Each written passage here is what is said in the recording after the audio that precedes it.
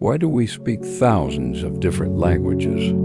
The answer isn't just geography or evolution. The Bible points to one event, a single, towering act of human pride that forced a divine reset. This is the story of the Tower of Babel, and it explains more about our world and our hearts than you might think. After the flood, Noah's descendants were commanded to spread out and fill the earth. Instead, they found a fertile plain called Shinar and decided to settle there permanently. They said to each other, "Come, let us build ourselves a city with a tower that reaches to the heavens, so that we may make a name for ourselves.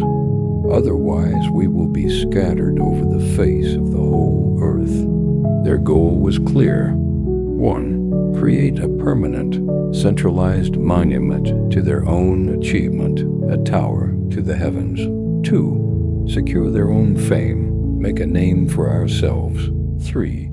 Defy God's command to scatter. They used advanced technology for their time, fired bricks and tar. They were unified in language and purpose. God saw their city and tower. His response is key.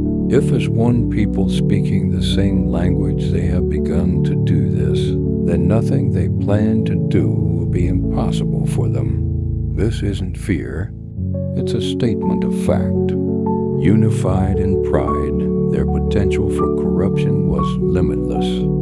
So, in an act of merciful intervention, God confused their language.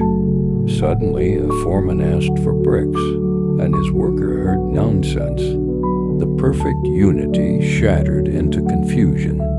The project halted because they could no longer cooperate. They did exactly what they feared. They scattered over the whole earth. The city was called Babel, from the Hebrew word for confuse. This story is often misunderstood. God wasn't threatened by a brick tower. He was acting against the prideful, self-sufficient heart behind it. Humanity's unity was being used to glorify itself and defy God's good command to fill the earth. God's confusion was actually an act of grace. He prevented humanity from consolidating its rebellion, which would have led to far greater evil. The result, different languages and nations, wasn't a curse in itself.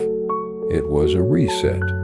It created the beautiful diversity of human culture we see today, but within boundaries that check our collective pride.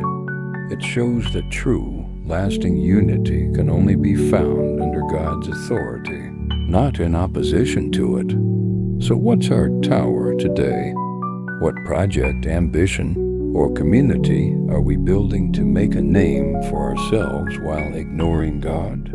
Babel teaches us that any unity without Him leads to confusion. But when we seek to glorify Him first, even in our diversity, we find true purpose. From confusion, God brings purpose. See you tomorrow. God bless.